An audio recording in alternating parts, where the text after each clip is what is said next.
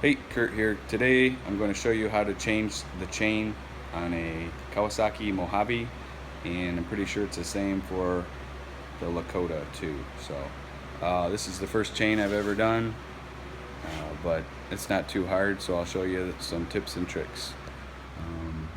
In the last video I showed how to get the fenders off, which is attached to the seat, and I put a new cover on. Turned out pretty nice. A little bit dirty. So I went ahead and took the wheel off because my chain guard was so bent up. I wanted to smack it back straight. You don't really have to take it off to do the chain, I wouldn't think.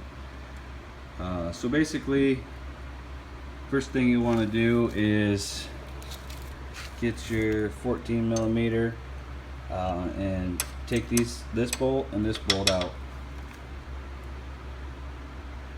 If you can't get to this one, you may have to loosen up your caliper and raise it up.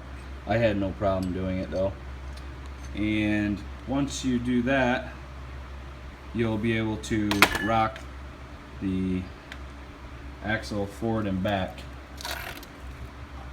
So they give you this hole right here.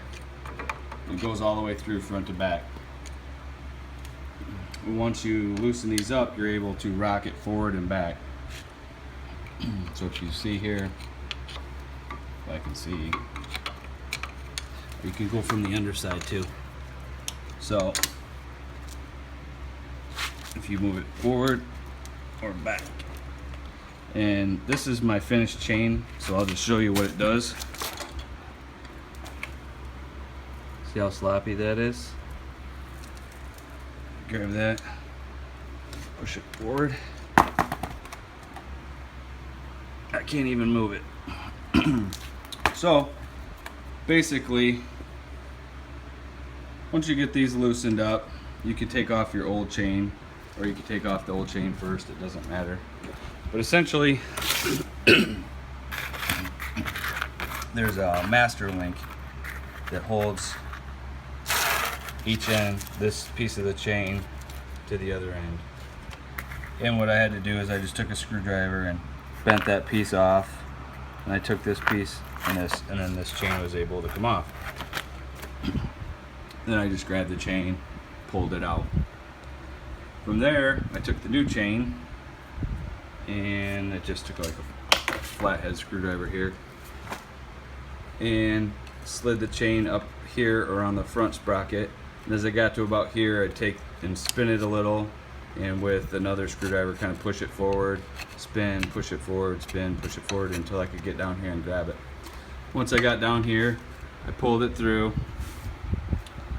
and then we got an open chain. A lot of people want to try and grab one hand here and one hand here, and then trying to fight with this chain and trying to pull it together. Don't bother with that. Let the gear be your workbench and your vise. So what I'm saying is, you get the one end of the chain here, and then rotate it back, and then you can make sure that the next piece seats exactly where you want in the gear, then you can roll it back. And even without this master link in here, now I'm hands-free and the chain is being held for me. So now I can slide the new master link in and do my work without having to try and pull together a chain and fight it. I did make a change.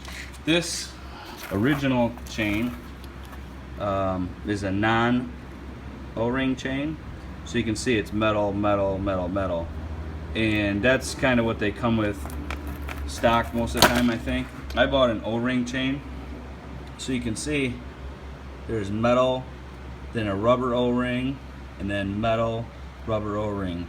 So there's a little more to it. The idea is that the O-ring keeps the dirt out and makes it last longer. And I like to ride through some mud puddles, so I figured it'd be worth the extra couple bucks.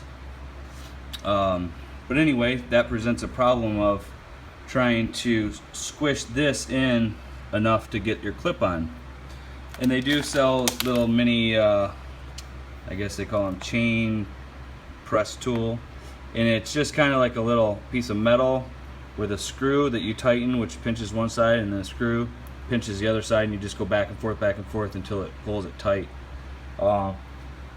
It's too late in the afternoon, or it's at night, so I couldn't get one.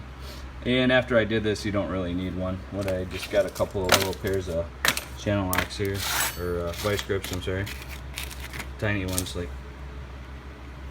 And what I did was I put the first one kind of in the middle and locked it, and that popped this through where it needed to be. But then obviously I couldn't get the clip, you know, to go on, so I put a second one right here, and then I then I was able to pop off that first one, put it on like this, slide it back around, and then just move it forward. So it was pretty easy. It didn't really need any special tool. As you saw in the beginning of the video, from now my chain's on, I can adjust this tension by going and rotating this forward and back. Also, wear safety glasses. I had a screwdriver, an old one. It broke on me and bounced off here, came down, hit my hand, and cut me. Luckily, I always have safety glasses on because I have weird things happen to me. So all was good there.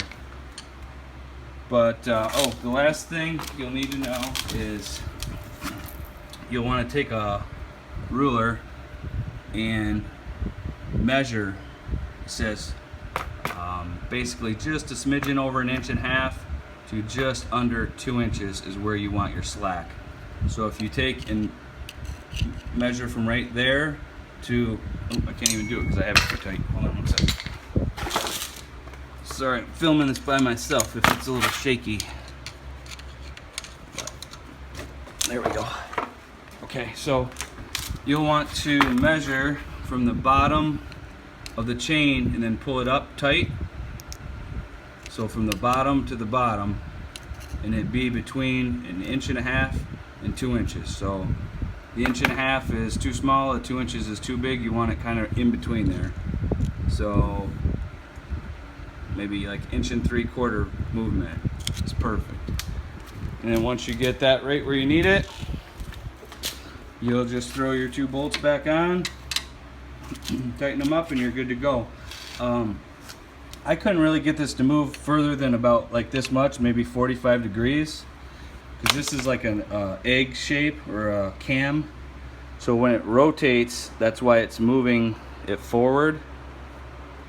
I don't know if it's because maybe the caliper's on here or braced, or maybe it's really not meant to go any further, because that slight movement, you could see what kind of change it made. So that might be all there is to it. But anyway, pretty easy. I think that covers everything. I went with just the stock recommendation. It says 90 link, 520, and I went with the black. It's like black ceramic. You can get like neon green ones, all kinds of stuff, but I figured that would just get gross looking. The chain I took off for some reason was 91, which is why it was so sloppy it flew off on me. But that's about it. Have a good one.